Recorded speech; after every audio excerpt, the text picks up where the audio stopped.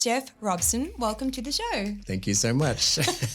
Being in business, like one of the skills is knowing what you're good at, knowing what you're not good at, and knowing when to take advice from people. You don't want to take advice from everyone, of course. No. When I look back on some of the things I've said yesterday, I kind of go, well, I was kind of lucky in some of those situations. You know, if you can say yes more often, I think it just opens you up to having more interesting experiences. Oh, it does, yeah. Probably the biggest thing is that it teaches you can do more than you think you can. Every time I climb with someone, they have my life in their hands. Like, if they don't do their job, like, I'm going to die. That's it, yeah, wow. So I've got to trust them like 100%. Yeah. Otherwise, like, there's no way I'm climbing with that person. 4 out of businesses fail within 5 years, Yeah. right? So logically, Scary. if you went into a business, like, it doesn't make any sense. No. Like, why would you go and do it?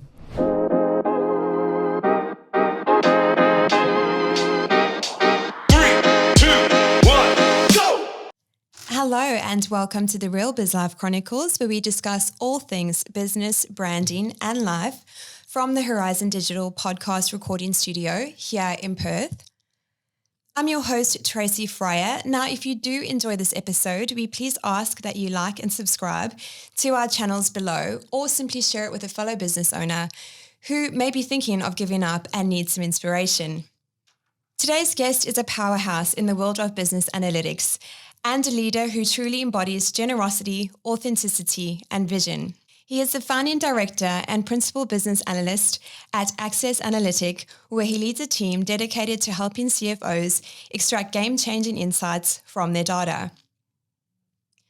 But his impact goes beyond numbers. He is a passionate mentor, a dedicated board member for multiple charities, and someone who thrives on giving back.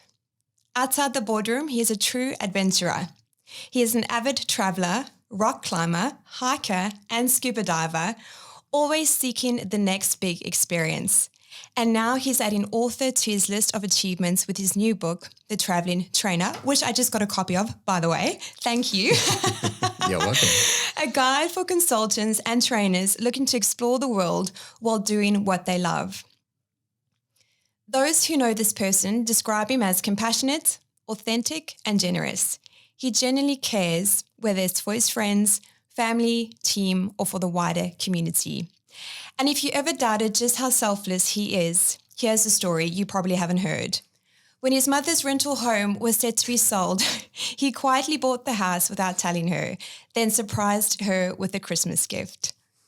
He is an inspiring visionary who embraces life with joy and passion, much like his personal anthem, Dance by Kylie Minogue. So get ready for a conversation with a man who's making waves in business, giving back in ways most will never know, and proving that success just isn't about data, it's about heart. Jeff Robson, welcome to the show. Thank you so much.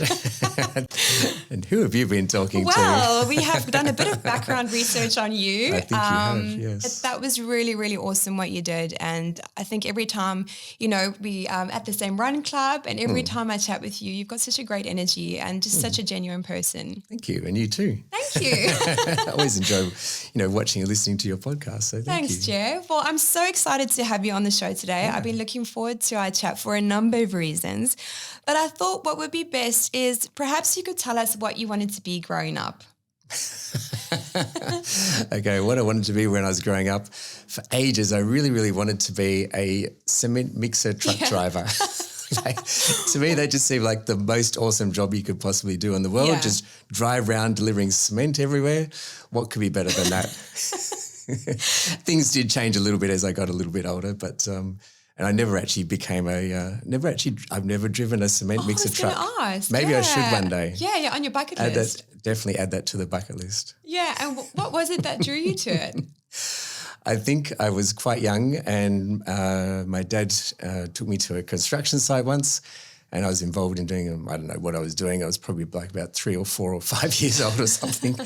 But it just, I was just inspired by the giant trucks coming and delivering all this cement, and it just seemed like the most fun thing you could possibly do in life. But yeah. There you go. I'm thinking of Bob the Builder for some reason. So well, this was actually a little bit before Bob the Builder. I won't give away my age too much, but yes, before Bob the Builder. And Jeff, I know you have a passion for adventure. What is the most craziest thing you have ever done? Or you can say 2. Yeah, it's hard. What do you mean by the craziest thing? So what's, with I your... do lots of adventurous things. But so what's on the top of your list? So, well, every year, right, I have a goal. So on my birthday on or around my birthday every year, what I do is I have to do something new that I haven't done before. Love that. So every year I do something new. So this year we did coast steering. Have you heard of coast steering? No, what is that? So you can do this down at Marg River. This is a great ad for the coast guy that runs the coast steering. But it's basically you put on a wetsuit, you put on a life jacket, put on a helmet, and you basically do jumping off rocks and doing backflips and going across ropes and basically navigating across the coast. Wow. In and out of the water and so on. And it's just like the best fun. Yeah. So I took a whole bunch of my rock climbing friends and that's what we did for my birthday this year. Yeah. So not necessarily the most adventurous thing I've done, but I think it is important to try and, do things that challenge yourself on a regular basis. And is that the intention behind your birthday and doing something different every year? Yeah. Yeah. Yeah, you don't want to get too comfortable just doing the same things all the time, right? So you kind of like surprise yourself in a way. Yeah. With different experiences. So. And besides wanting to drive a cement truck, what else is on your bucket list? What else is on the bucket list? There's lots of things on there. So most of the adventurous things I've kind of already done. So, like people think of things like bungee jumping or jumping out of planes or obviously rock climbing. I do that, pretty much every week. So apart from that, in terms of like doing things, it's probably more about the experiences and about going different places, about, I guess finding different parts of the world to explore that I haven't been to before. There's plenty of those, even though I have been to quite a few. Yeah. But, excuse me, I just really love going to, there's different kinds of places and meeting different people, different cultures, different ways of thinking about things and, it's completely different to what we would be used to here in Australia. And have you always loved traveling? Well, I only really started doing it a lot since I started running training courses overseas, and that was around 2008. So that kind of got me into travel, and that was really good because someone else paid for most of the expenses.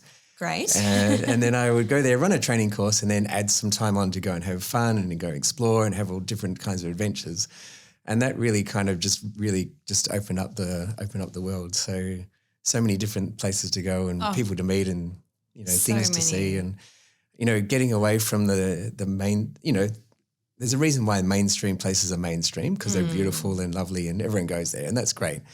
And you go there and you take the same photo as everybody else does for a reason because it is beautiful. Yeah, sure. But then also I love getting off the beaten track and going to these little tiny places that nobody ever goes to. And, it's the best. They've never seen a tourist there before or hardly ever see, someone from Australia, for example. And, I love doing that kind of stuff. And sometimes the further off the beaten track, the better. And sometimes I go, why am I going to this little remote place, spending my time going here? But, it's just like, I don't know, I just love the uniqueness of it, the fact that not many people do go there and see those things. So... Well, I have seen your travel photos and whilst I'm ever so happy for you, I'm always so jealous because it looks amazing. Yeah.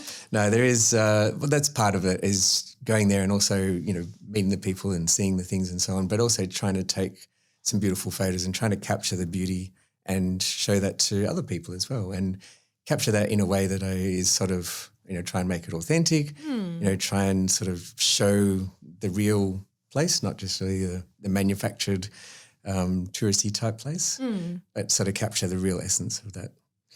And Jeff, I'd love to know, what does your partner think of all the crazy things that you do? Well, at the moment, I don't have a partner. Oh, right. Fair enough. So that's all right. That's all good. So single at the moment. But, when I did have a partner, sometimes she would come with me and come on some of the trips. But she would usually pick just the nice ones to go to.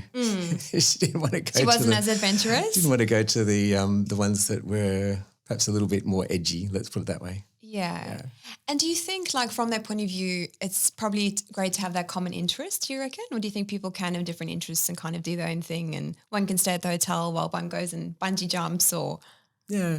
I mean, I think it's important to have some things in common, but also have some things that you do separately. Yeah. Yeah. I don't want to just be doing the same things and with that person, 24/7. No. I think that's a bit too much. No, So, that's like a stage 12 clinger. So yeah, exactly. I think it's quite healthy to have, separate interests and do some Yeah. different things. So, probably haven't travelled to as many places as yourself, Tracy. Oh, but, I don't know about that. I mean, I think you're probably way ahead of me. I mean, I know I was air hostess for a few years, but man, I've seen your photos. So cool. Thank you. Jeff, what's one defining moment in your life that has shaped you into who you are today? A defining moment. Probably one of the biggest ones, I think, was when I first decided to start a business, I think. So this was the typical, for anyone that's read the E-Myth book, the typical entrepreneurial seizure. Yeah. I was working for someone and these guys are idiots. They don't know what they're doing. I could do this better. I'm going to go start my own business. How hard can it be, right? Yeah. Delusional. Delusional, exactly.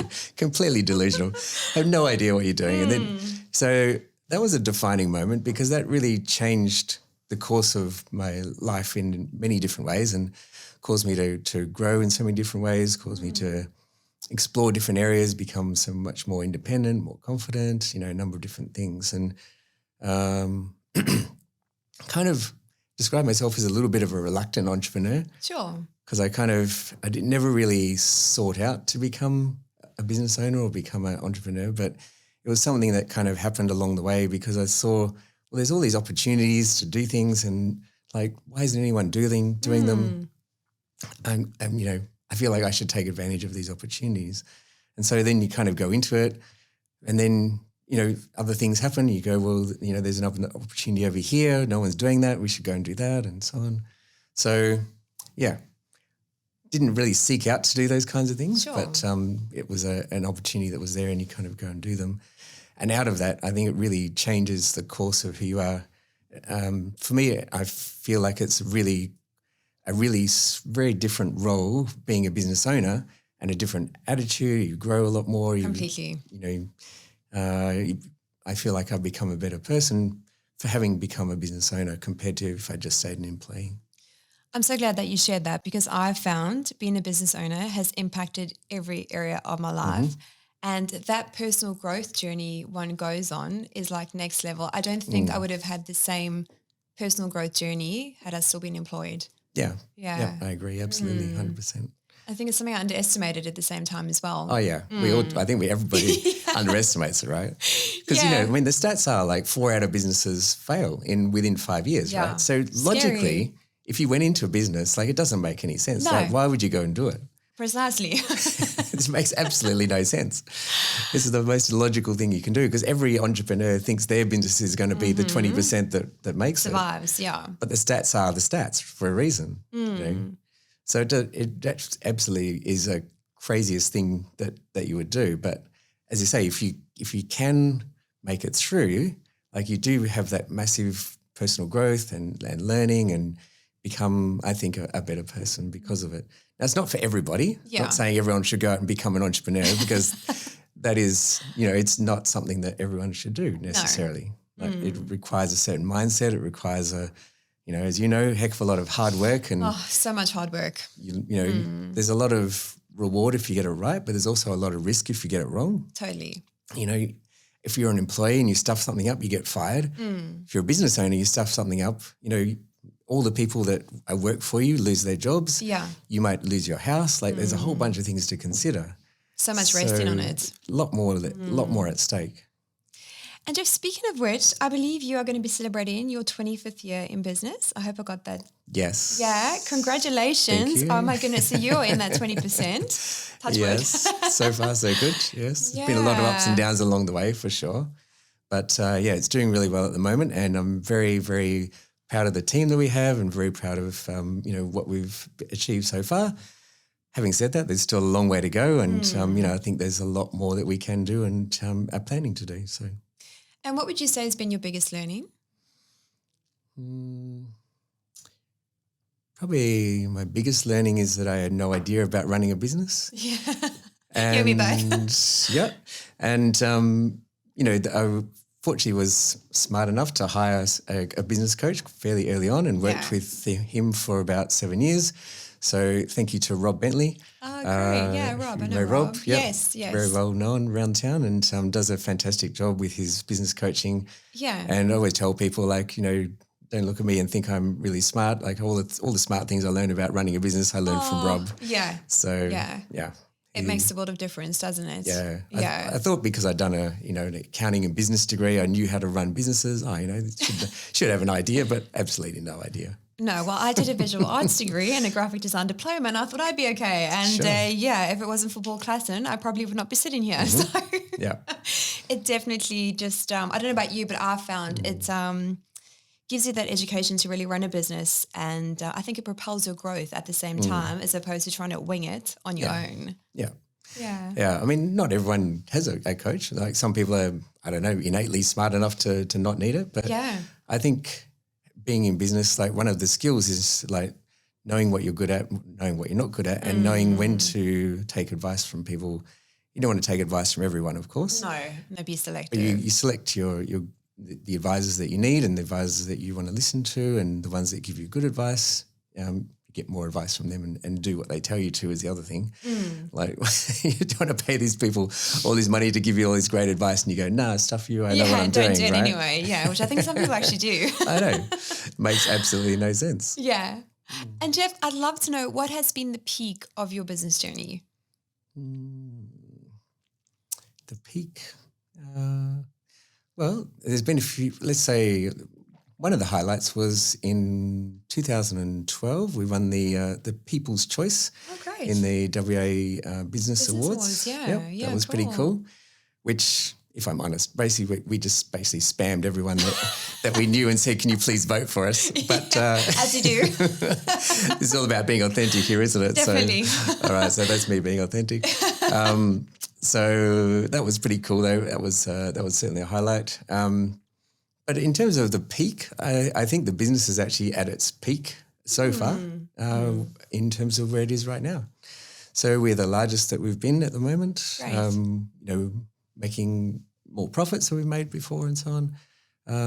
And I think the business is in a good place, but there's still a lot more to do. So it's certainly not a case of sitting back and just relaxing. No. We've got a number of changes we're making this year and a number of things we want to do, new initiatives and so on.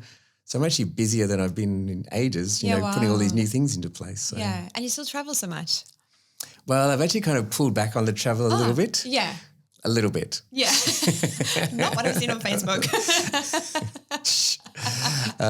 So I'm trying to reduce that down a little bit and not do as much. Certainly, I'm sort of being more selective about where I go to this year. And that's what I say now anyway. Yeah, let's see. Of course. Yeah, that was me a few years ago. Every time I'm like, right, I'm going to focus this year, no traveling. And next thing I booked like 3 trips in the year. But I think it's because it gives you something to look forward to as well during that space. Yeah. Yeah. Jeff, where does I want to say drive for adventure come from? So you said it's something that you kind of got into later, like, to go rock climbing, and I've seen some of those mountains that you climb. They're insane. I'll take you out one day, Oh Tracy. my gosh, I'll hang on for dear. I'll be the stage 12 clinger onto the rock there. Where does it come from? Where does it come from? Or what inspires you, I guess, is what I want to ask. Like, to go helmet up and like diving through water in Margaret River and yeah. So one of the things that really motivates me is just having fun in life, and it's a really big motivator for me. So that fun in all sorts of different areas, but that also incorporates having lots of unique experiences, doing things that are a little bit different. So for me, that's kind of what fun means. It's not everyone's definition of fun. No. But for me, that's kind of what it embodies. And I really enjoy, those kind of different kind of things that are unique and special and unusual and a little bit out there and so on. So the other part that goes along with that is I really like to be achieving things. Yeah. And, doing that in the business is a part of this. Achieving things in rock climbing because that fits in really well with that because very easy to measure your progress because every climb has a grade and all this kind of stuff. So you can measure your progress over time. Like parkrun. Like parkrun, yes. I'm not so much progressing there, but I'm not putting as much energy into that. But I just kind of, nowhere near as much as you. So. Oh my goodness, hardly. But yeah, I think Mel Jolly takes the cake there. Oh, definitely. Yes. No, Mel was an inspiration for us all. Yeah, I tried to keep up there once, twice, nearly died. So no, won't be doing that again. I'd like to stay alive, so I won't be chasing her.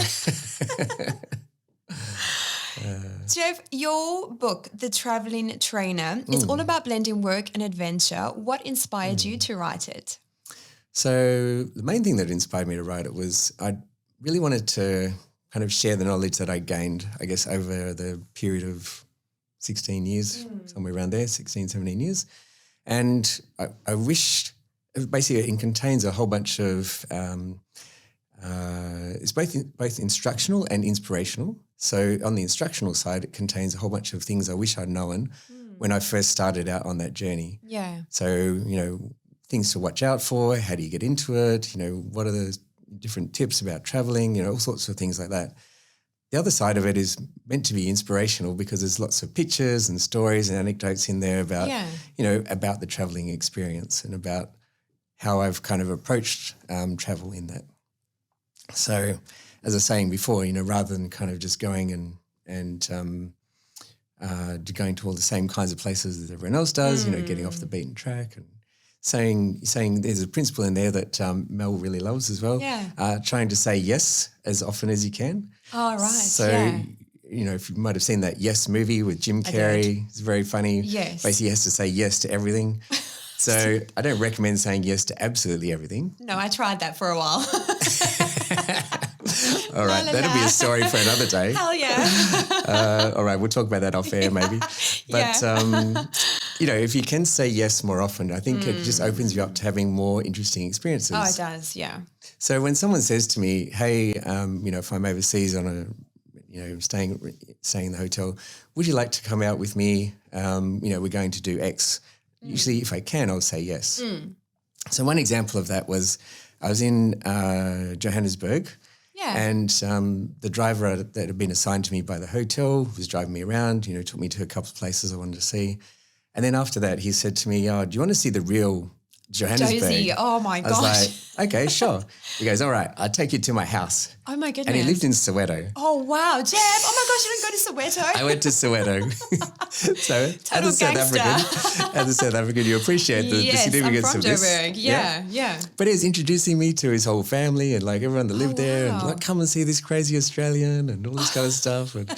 And so I met all his family and his kids and his wife and, a whole bunch of his neighbours and so on. My goodness. And then he goes, we're going out tonight. Do you want to come with us? So I was like, yeah, okay, sure.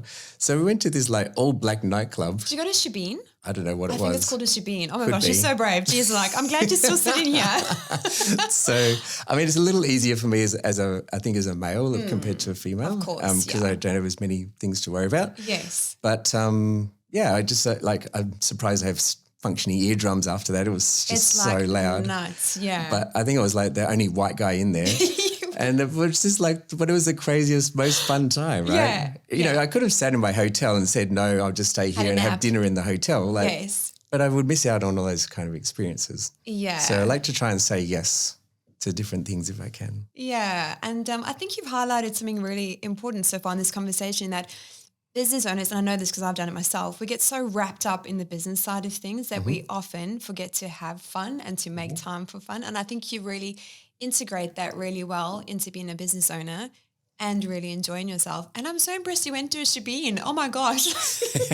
I don't know if that's what I went to, but it could have been. I have no idea. Yeah, so it's generally speaking, it's like a traditional African nightclub. There's like cheap beer. I think with the conversion rate, it's probably like 20 cents. You get like a massive quarts and you like have about 10 of them and it's just like oots the whole night. And sometimes they'll actually do like a barbecue outside, like a fire barrel. I don't know if that one had it. This was a while ago. It might have been. I'm not sure. So, oh my gosh, Jeff, very, very brave. Wow, the African spirit, eh? I thought you'd appreciate that. So definitely, yeah. And then obviously you made it home, I'm assuming. Here I am, yes.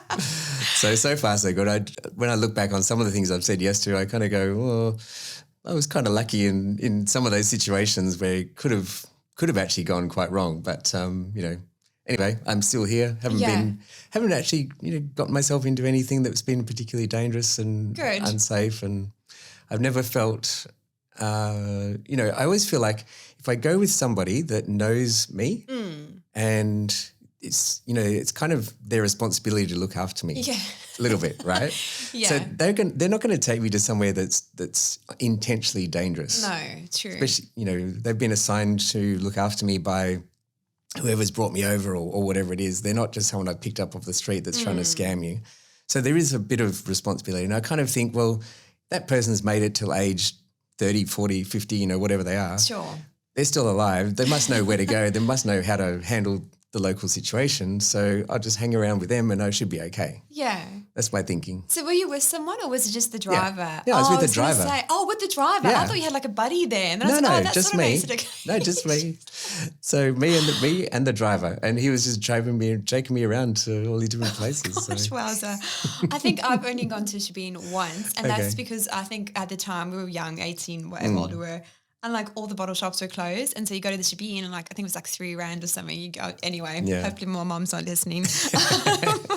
Sorry, Mum. Jeff, you're involved in a number of charities. What drives your passion for giving back? Well, this is my life's philosophy. Have fun, make a difference, and, to love the people around you. So those three things, when I'm doing one or preferably more than one of those things at the same time, I'm really, really happy. Yeah. So making a difference for me, I'm not a religious person, but I really believe it's important for us to make a difference. And everyone can do something, right? Yeah, I agree. Different people have different resources and skills and whatever, but like we can all do something. Yeah. So for me, I use my skills to do different things. I donate to different charities as well. I just try and make a difference in some way in a number of different areas. So, it's just really important. As I say, it's something that's kind of ingrained in me from a young age is to you have to give away some of your income every time. Like it's just a thing that we always did, right? You don't just keep it all for yourself. That money's not all for you. You've got to, be a bit of a conduit to give that and channel it to some places that you think are important and are doing some good things with that money. Yeah, I guess like tithing in some way, but not in a religious sense. Yeah. Yeah, similar principles, yeah. I think it's a good principle, giveaways. Doesn't have to be exactly 10%, whatever, but it's a good principle to have. I think so, and I think the universe always provides, like, not that that's the intention of giving, but I find when you always are that way inclined, the universe always looks after you in some way. Well, you meet the most amazing, generous, kind, wonderful people as well. When you're, they may not have the most money, but they're doing some amazing things, and they are, achieving so much with so little, and you can give a little bit, and it makes a big difference. And like I say, you just meet the most interesting, incredible people doing that sort of thing as well. I also find it gives you a sense of perspective, because I think there's a lot of things that we take for granted.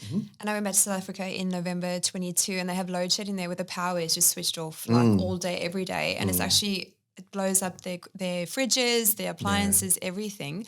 And I got back to Australia, I was like, oh my gosh, I can put the light switch on and there's actually power. So it just gives you that perspective.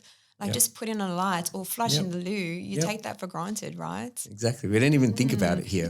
No, not at all. In some places it's a big deal, just the simple things we take for granted, and whether it's safety or, services or just stuff working, like it doesn't always work in every part of the world, right? No. It's a very, very different experience for, the majority of people in the world. Yeah. So... And Devin, I find the medical here is so great because in South Africa it's literally non-existent. And then I hear people moan about it. I'm like, oh my gosh, you have it so good, right? Exactly. We live like kings and queens here. Honestly, we do. We're and we don't appreciate it. So spoiled. Yeah. Yep. Jeff, I'd love to know, is there a story you could share with us where your work with a charity has had a particular big impact? Probably one I'd point to is my ex-sister-in-law, still call her my sister-in-law. Oh, yeah. So Jill Barton. So she runs a charity in Cairo called Egypt Equine Aid. And essentially what we're doing over there is we're providing free veterinary care for the horses and donkeys in Egypt. And you go, well, why would you run a charity providing free veterinary care. What's the need? Why would you bother doing that? So over there, essentially people have a horse or a donkey because they can't afford a car. Yes. So it's a very different situation here. If you're over here and you have a horse or a donkey, it probably means you have several cars maybe. It's like a luxury. It's almost like a luxury. Yeah, and it's not your main transport. Maybe not. If, I know some people are very passionate about their horses and they put all their money into the horse, so they have no money left for but it's generally you need to have some money here to have the land and so on to have your horse. Over there it's a very different situation. So one of the things in working with that charity, I sort of came in and visited Jill when she was fairly early on in the charity and she was just starting it up. And I could see she needed a lot of help. Now, I don't know anything about horses. I don't know anything about, building a stable or, whatever horses need. But I do know some stuff about, sort of setting up an organisation and things they might need in terms of administration, governance, IT, finance, accounting, all those kind of things that she had no idea about. And she wasn't really paying any attention to it. So I was like, okay, I can see you need a lot of help. She's on a mission. You're on a mission, you're doing a fantastic job, but you kind of need to get all this other stuff sorted out. Otherwise, this is not going to go anywhere. So she, to her credit, she does an amazing job in Cairo. She's sold up all of her house here. She moved to Cairo and she just basically runs the charity over there and has done a fantastic job. She does a lot of the front facing, the marketing for it, and she does all of that sort of thing and helps the vets and runs the whole practice over there. And then I guess where I came into it and the difference that I've been able to help make is to support her in that. So, I'm certainly not saying I'm the one doing all that because there's no way I'd be doing that. Yeah. I wouldn't. She's given up everything. Wow. I'm goosebumpy. Yeah. Yeah. But I've been able to help with that. And the charity is doing really, really well. And it's now looking at essentially buying a property in Egypt that will be their own. Yeah. So we'll be able to have our own facilities and horse hospital and won't have to rent from someone else, which is then subject to a whole bunch of issues that go along. It's a very different situation, especially as a woman running a business over there. Yeah, I can imagine. But even just a Westerner of any sort running a business over there, it's just completely different to here, and just the way things operate and the corruption and all the issues you have to deal with is just crazy. So, I think I've been able to make some difference there and help with that and help it get to much, to survive those 5 years. Charity is the same as any business, but help it to survive and then help it to thrive a little bit as well. So, and Jeff, what did you say the name of that charity is? It's called Egypt Equine Aid. Great. We'll pop it in the show notes if anyone wants to check it out. It's a bit of a mouthful, but we I'll call it EA. EA for short. Yeah, it's much easier to say. Egypt Equine Aid. Aid. Well, we'll definitely pop the URL in the notes.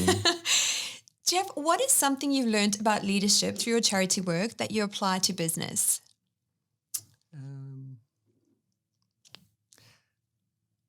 I think the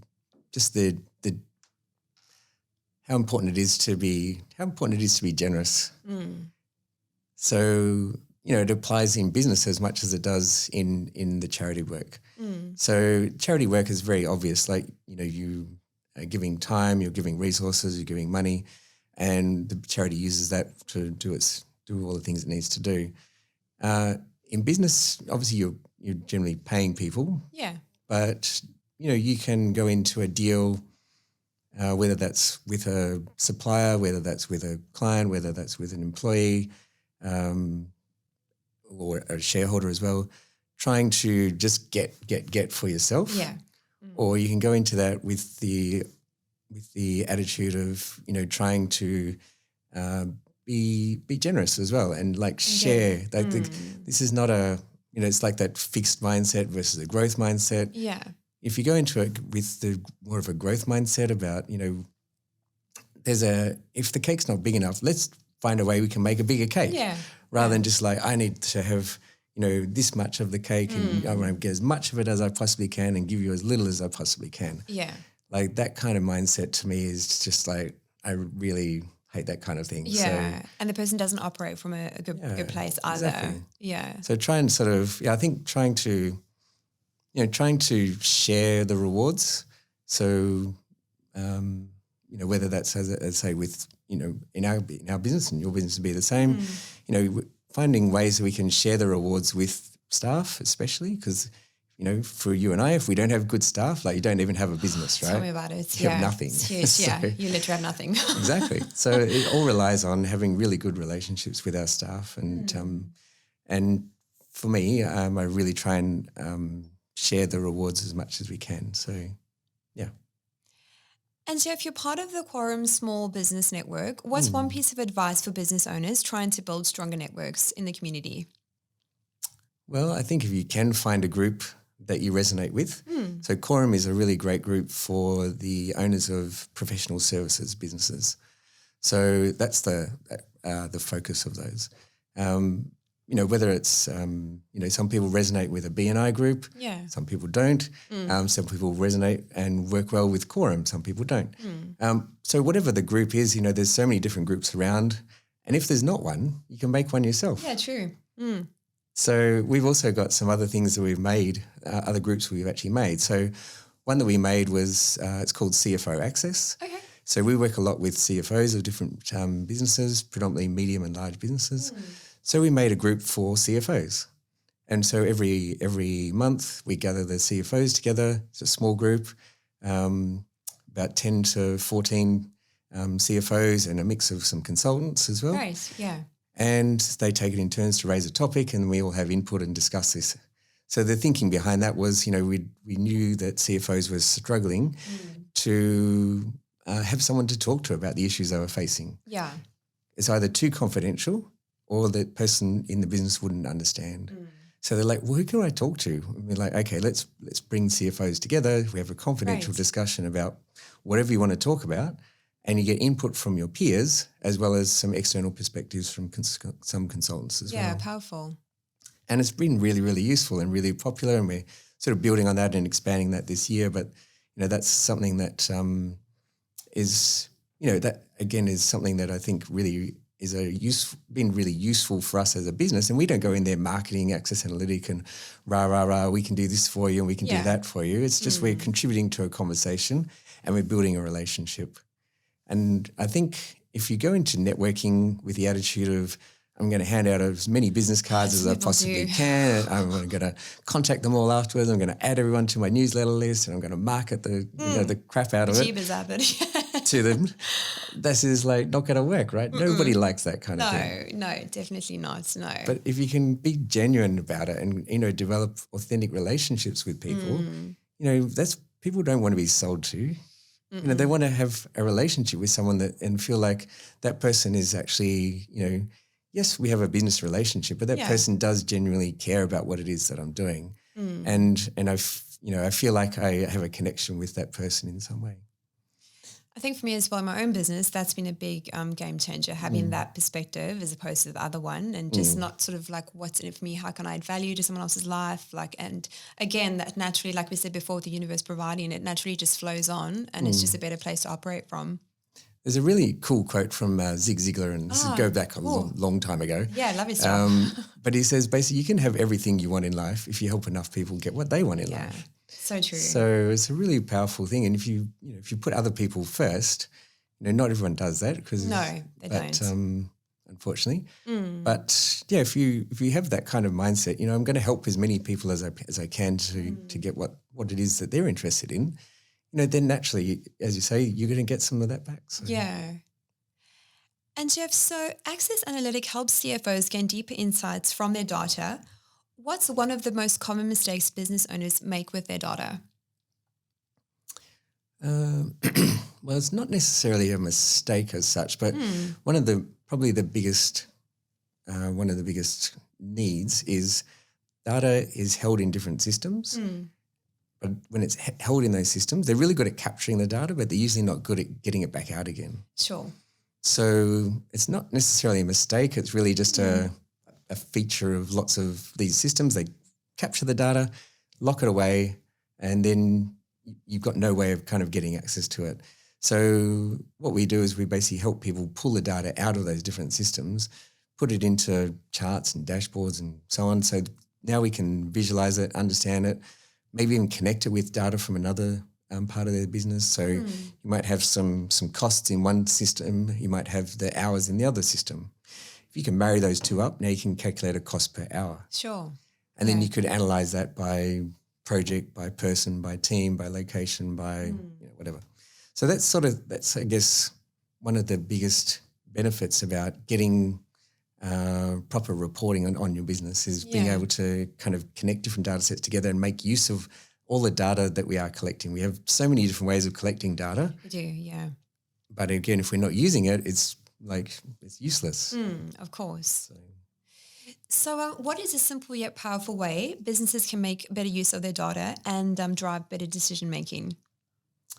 Well, I think it comes back to what we were just talking about. Pulling it out of the source systems, and putting it into reports and dashboards where you can actually see it, visualize it, understand it, and go, oh, that's interesting. Why is that like this? And you can start to ask better questions about the business and why is that up and why is that down and why is this one different to that one? And you can kind of ask much better questions. And then through that you gain insights. I never realized this was happening in that part of the business. I've got to do something about that now. So you can actually make a choice. Yeah, exactly. I can make an informed choice rather than a gut feel choice. Yes. So it's data-driven decisions, which is different to just like, I reckon we should do this today. Yeah, the feels. Yeah. Been there. Yeah, haven't we all, right? Yeah, and sometimes you don't have enough data to make a properly informed decision, and you do still rely on probability, on gut feel. Yeah. So you're never going to have perfect information. No. But, try to get, about those areas where you do have the information, you can get the data out and make use of it. And Jeff, what's your view on AI? So obviously that's going to impact the future landscape of analytics, and how do you see that happening? It is, I reckon it's people, if you think back to when the internet came in, if you can remember back this far. I can, doesn't feel that long ago. I'm only like 19. Was it? Yeah, anyway. So I can certainly remember what life was like before the internet. Because was it in the 90s? Very late 90s it first started to come in. I want to say 92, but my sister was born 92. So 97? Around 97, 98, 99 is when it really sort of became mainstream. Yeah, the good old 2000, 90s. 2000 we had the dot-com boom, if you remember that, and then the crash afterwards, etc. Yeah. But if you think about how much the world has changed because of the internet, like it's been a massive change in so many different areas in how we communicate and how we buy things, how we consume, media, how we, so many different areas that's changed. AI is going to have an even bigger impact, I reckon. Yeah. So, and we're right at the very start of this at the moment. It's only been around in kind of mainstream form for maybe a couple of years at most. And 2025, I really think is the year where it's starting to become useful to businesses. Yeah. So we're actually embedding it in our business processes, using its intelligence to actually do stuff for us now. So the concept of AI agents, just AI that does stuff. Yeah. So it's really starting to have a demonstrable impact. And so businesses, in my view, really need to start thinking about, where can we use this and how can we use the tools that are available to us. It doesn't necessarily mean you have to spend like millions of dollars on it, but there's a lot of things that are being made available that can do really interesting, really useful things in a business and save time, save money. Yeah, for productivity. Generate new ideas, a whole range of different things. And those tools are available. Like we should be, understanding where the opportunities are and then taking advantage of those ones that are best suited for our business. I find it's just such a powerful tool. Like even in my a part of my morning routine, I actually use it just like, what is the verse of the day? Give me my journal prompts. It's so good. You've got like your own self-help there in on your phone. Yeah, absolutely. Yeah, you can schedule that to happen if you've got the paid version of ChatGPT. I actually do. So what do you mean, sorry? Does it kind of just do it itself? You can just schedule it and say every day at 7 o'clock, send me this. Oh, damn, I'm going to do that. Every morning I'm going to put it in there. Yeah. Very, very cool. Jeff, I know we did touch on this slightly. What's been the biggest challenge in running Access Analytic and how did you overcome it? I think the biggest challenge is for us is always with getting the right people. And then the other biggest challenge is managing the amount of work. So challenge number one, getting the right people is always difficult. And I feel like we've got a really, really good team at the moment. Great. But it hasn't always been the case. So, we've brought people in that have been terrible for the business in previous times, Same. Not naming any names. But, we've had people that have just been, diabolical and just like done a really bad job and mistakes and all sorts of problems. And once they're in, it's quite difficult to get them out of the business, and they cause a lot of trouble and, a lot of problems. But, I think hopefully we're getting better at recognising the kinds of people that work well in our business. Yeah. Maybe that's, what's the key to that? Maybe, I don't know, it's just kind of, maybe it's a little bit of experience. Yeah. And, we don't always look for people that can just tick all of the boxes either. It's more, I think as we've sort of gone on, we've been less about ticking boxes of particular things they need to be able to do, and more about, does this person have the right attitude, the right, are they going to fit our culture? Yeah. Are they trainable? Do they share our values? Those kinds of things. And, yes, we need to have some technical skills, of course, but we can spend a little bit of time training someone. Yes. That's fine. If we think if they're really smart, they've got the right culture, they've got the right values, they've got the right attitude, that is far more important. Yeah. So that's one part of it. The other part, trying to make sure that we have the right amount of work, is we always have too much or too little, being a project-based business. Yeah, that's sort of similar roller to yourself. Yeah. So it's always a challenge trying to manage that as well for us. How do we, we can to a certain extent shift things around, obviously, because people they say they need it tomorrow, but do they really need it tomorrow? Yeah, we get the same. So, there's that sort of thing. But, we can always manage it's about managing their expectations a lot of the times and saying, we can do this for you, but it will take this long and we can start it on this day, kind of being clear. But, that's always a challenge as well. We want to win more work and we want to get more work in, but we don't want to get too much. True. It's a fine art. It's a fine art, exactly. Yeah. So just trying to know when to kind of just prompt people gently, hey, would you like to go ahead with that thing? We've got capacity coming up, etc. So it's always a challenge, though. Yeah, and Jeff, for someone who knows that their data's a mess, they don't quite know where to start, what would your advice be to them? Call Access Analytic. Yeah, of course. There you go. Shameless plug.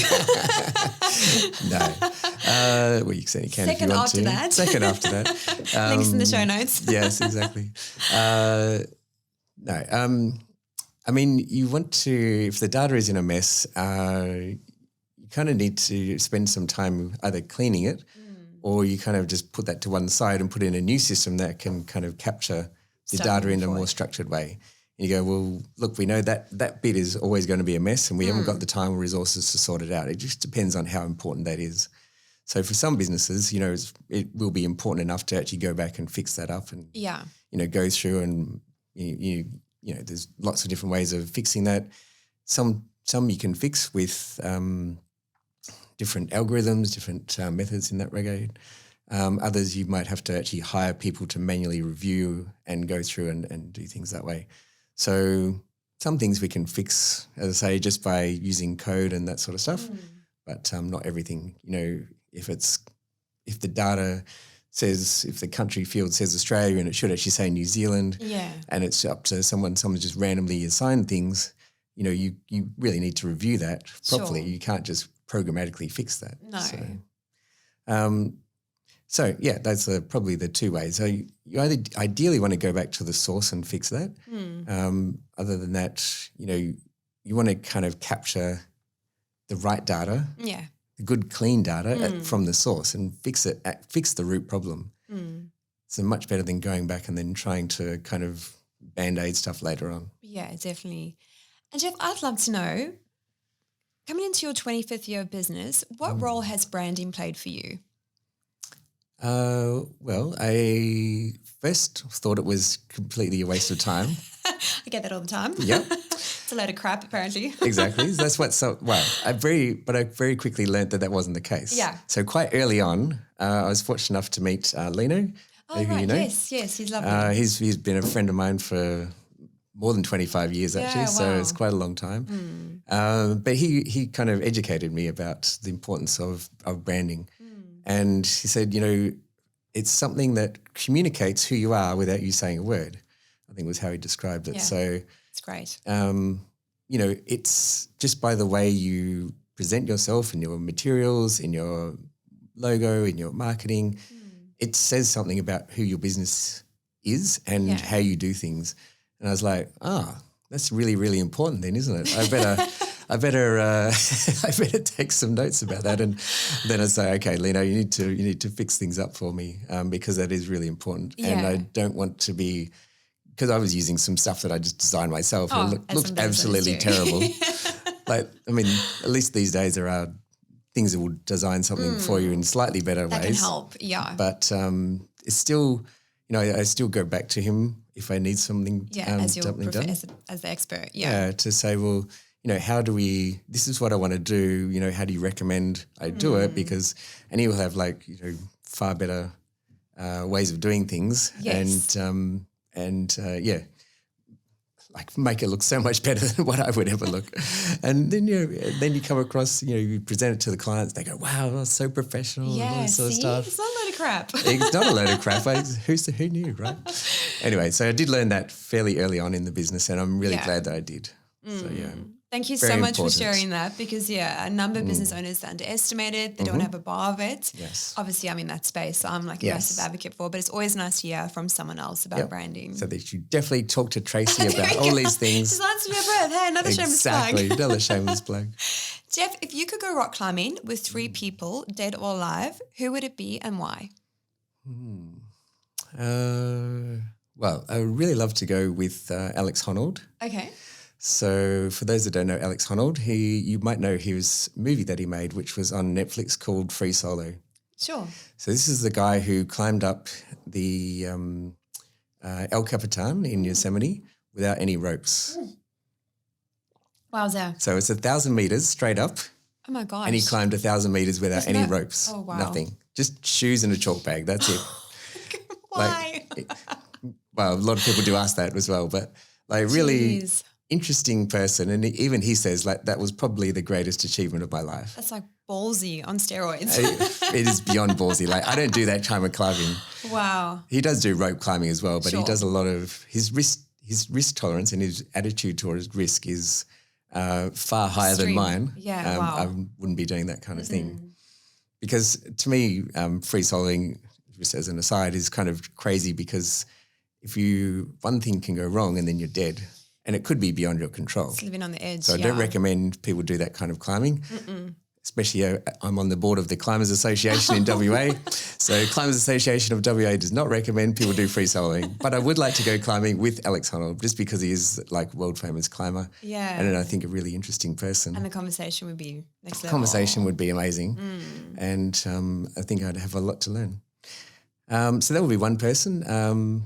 And then, I'd really the other people I like to go climb with are my climbing friends from Perth.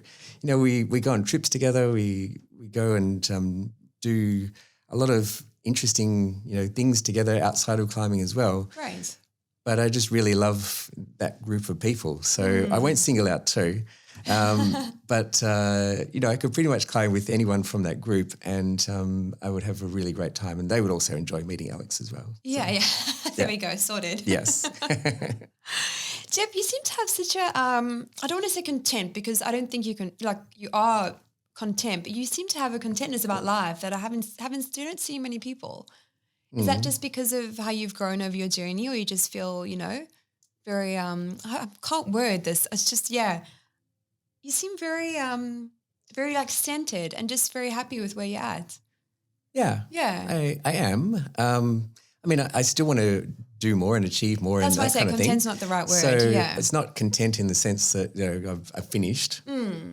But overall, I am pretty happy with how things are.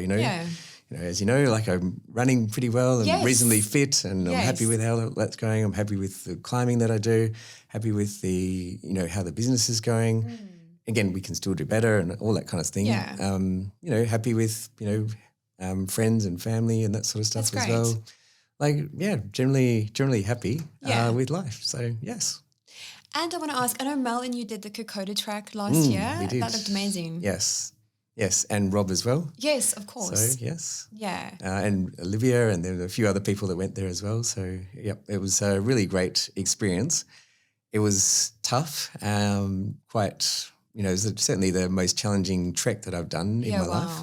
100 kilometres, and virtually all of it is, like on an angle like this, or it feels like it's on a lane like that. Is that like for tree people on roots audio, 45 degrees? At least. Some of them were more like 60 degrees, some of them. Yeah. So, it can be really, really steep. Yeah. Wow. And the tree roots and mud and rocks and all this sort of stuff like the whole way. So, it's not like a glamorous track that you just, walk around the river on or something like that. It's not that kind of track.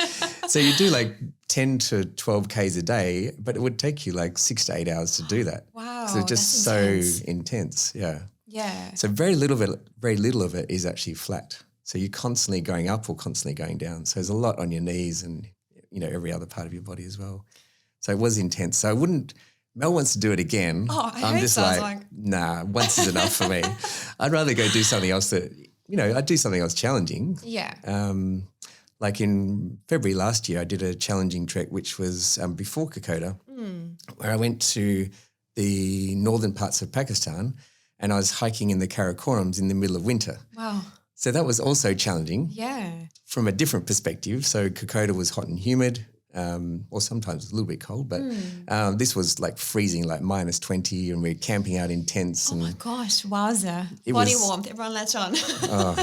I was in a tent by myself, unfortunately. Oh my gosh. I know, it was freezing. I had to wear all my clothes. I had every single piece of clothing I had on, and I was in a sleeping bag that was theoretically rated to minus 20, and I was just warm enough. Geez, so not like Survivor cold. where everyone kind of like just starts to spoon each other.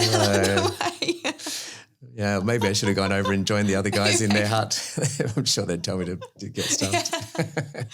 But anyway, it's challenging from a different perspective. But I do like to, to challenge myself with that sort of thing. So, yeah. And Jeff, what do you feel your adventures and doing these kind of things teaches you about yourself? Probably the biggest thing is that it teaches you can do more than you think you can. I think so often we put limits on ourselves and we think I can't do that. And I do this myself, of course, as well. Before I did some of these things, I'd be like, am I going to be able to make it? Am I going to be able to do this? You know? And then you get into it and you find I can actually, you take one step at a time, you do this and then do that and whatever. And then you look back and go, oh, wow, look at that. I just walked 100 kilometres across the mountains of Papua New Guinea. Just. And was it easy? No, but like I've done it, and you go, oh, well, if I can do that now, I could do this or whatever. And I think like climbing also teaches us that as well, because a lot of times you come to approach some really difficult climbing problem, and it teaches you can actually do this. You can you persist. You work out a problem. Like Saturday a week ago, I spent 2 hours working on one climbing problem at a gym, and it took me forever. 2 hours? Yeah, Jeez. I know, it's crazy, right? But at the end of it, I finished it, and I was like so happy. Like it brings you a lot of joy as well when you do actually get to the end. And when we got to the end of Kokoda, like people were crying. Oh, I can imagine. Like it was such an emotional time. Like we'd just done this incredible thing, and then it was almost like a huge letdown when we came back home again. Oh, it's a bit of a... Because we'd been like 24/7 with each other and this really tight team. We'd be doing all these, going through these difficult things together. And then we came back and just like, oh, now I'm just like, back in my regular life, going to work and doing all these things, right? Which is still interesting, but like it was almost, it's like I feel like I've just done this really significant thing, and then it's kind of like... Yeah, it's a bit of like an anticlimax almost. Yeah, almost. I feel like there should be like fireworks or something at the end or whatever. But. Yeah, because mostly when you guys got there, like towards the end, I think they were singing and like welcoming you guys. And I was like goosebumping just listening to it, and I wasn't there, so Wow. Yeah, no, it was really, really lovely for them to do that for us. And we really, everyone really like, as I say, we're all like hugging and crying and all sorts of stuff. Amazing. So, it was very intense experience. Yeah, and I guess that kind of experience will kind of bond you guys. I know the airline was like this, where we have all these outrageous experiences, not the kind you guys are thinking. But I would find after a flight, Anywho, when Mum don't listen to I this know, bit. hopefully my mom's not listening to this episode. Heaven help her. I'd find like after you had a pretty hectic flight, so like a medical situation, I had a guy have a stroke on board, and I just found that crew, it kind of glued you like on a whole nother level. You become like family in some way. And the next time you fly together, it's kind of like, you've just got each other's back. It's so cool. Yep. I think there's nothing builds team more than going through a difficult experience together. And you go through that, you know, as I say with like climbing is another example. Every time I climb with someone, they have my life in their hands. Like if they don't do their job, like I'm going to die. That's it. Yeah. Wow. So I've got to trust them like 100%. Yeah. Otherwise, like there's no way I'm climbing with that person. No. But by going through that, and especially as you go through that with a group of people, whatever, and we all have the same kind of experiences, like we are so close at the end of that, especially if you go away on a trip together, for example, same sort of thing. Like you're just like, you have such great trust and relationship with those people and everything. It's an amazing experience. Yeah, it's something with the airline. We did ground school. So it was 6 weeks of ground school and then you do a week of training in Melbourne and you go and like throw yourself, you know, they've got like a stage Boeing 747 and they've got this slide that you throw yourself down. I would love to do this slide. My word. I don't know, we're screaming louder, the guys, the girls.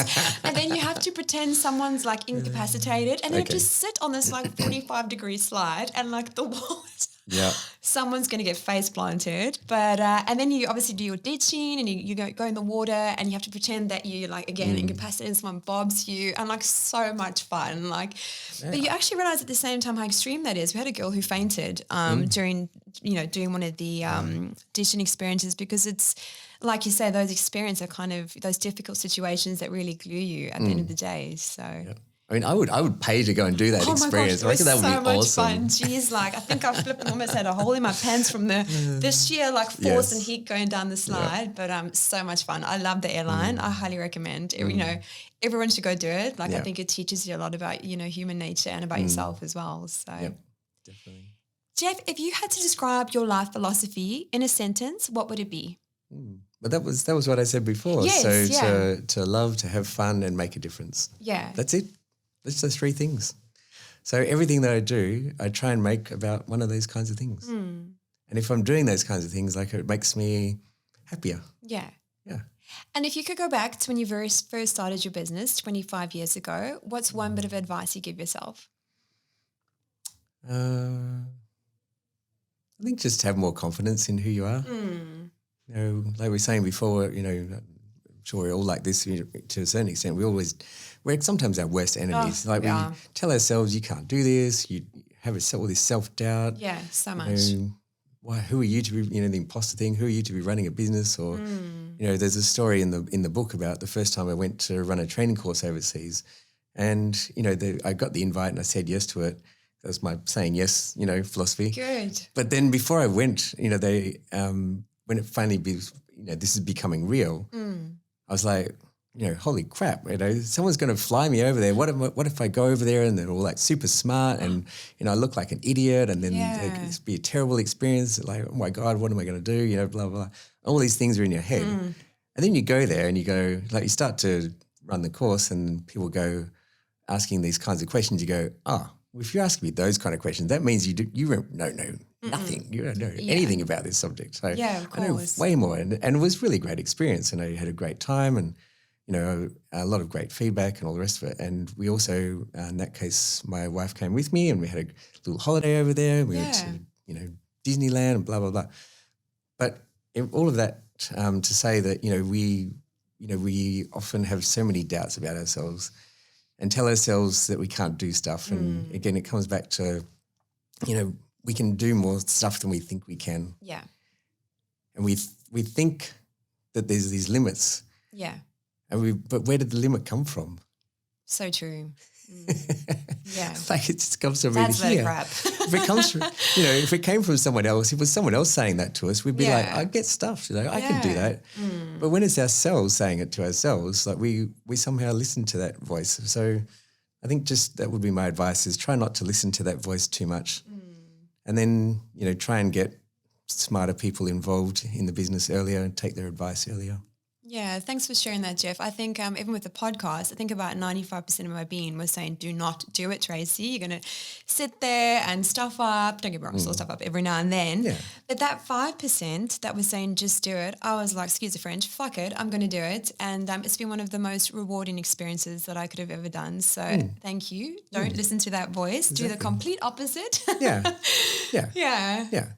I mean, sometimes the voice is useful in preventing you from doing some silly things. Like going to Shabin. Although. I'm still surprised. I'm such a, anyway. Yes. But, I think sometimes we constrain and we also restrain ourselves too much. Yeah. And put ourselves down and all sorts of other things that, go on in our heads. So, Jeff, if someone is thinking of having I want to say yes sort of couple of weeks, how long would you recommend someone goes for, like saying yes to things? Their life. Yeah.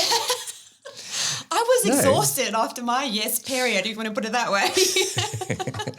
Well, I mean, I think for me it's more of a philosophy or an attitude rather than actually, saying, within 6 this period months, of time, I'm going yeah. to say yes to everything. Yeah.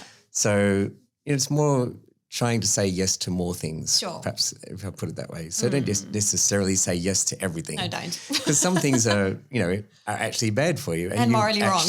And morally wrong, will damage you, all sorts of things you don't want to say yes to. So it does make sense to say no to some things. Sure. But for the most part, you'll have better experiences, more fun, enjoy life more if you say yes. Yeah. Jeff, where is the best place for our audience to go should they wish to connect with you? Well, LinkedIn is one. So just look me up, Jeff Robson. I'm connected to Tracy on LinkedIn. Go to my connections. That's easy. It's easy to find me there. If you wanted to find out more about the book, travelingtrainerlife.com. If you want to find more about Access Analytic, accessanalytic.com.au. There's no S. That's a whole nother story. Anyway, Hopefully I didn't put an S in that. In the I wanted to I wanted to register. Okay, now I'm going to tell you the story. Yeah, go for it. I wanted to register Access Analytics, but some other person had already taken the name, so I had to register Access Analytic. And then the person that had Access Analytics discontinued his business like a year or two after I started. My goodness. It's like, you bastard. So frustrating. Exactly. But now I don't want to go back and rebrand and do all the other stuff, so No. I'm just like, keep it Access Analytic. And a lot of people just call it analytics anyway. I think I might have added an S. I'm sorry. It's fine. Don't worry about it. All good. Well, we'll be sure to put everything in the show notes. Jeff, Jeff, now I can't word. I'm so tongue-tied. Thank you so much for your time today, and thank you for the copy of your book as well and my personalised letter in the front. I'm so excited to read it, and I've so enjoyed our conversation today. Thank you so much for all that you've shared. Thank you so much, Tracy. It's been an absolute pleasure and a lot of fun. Yeah, thanks, Jeff. Thank you.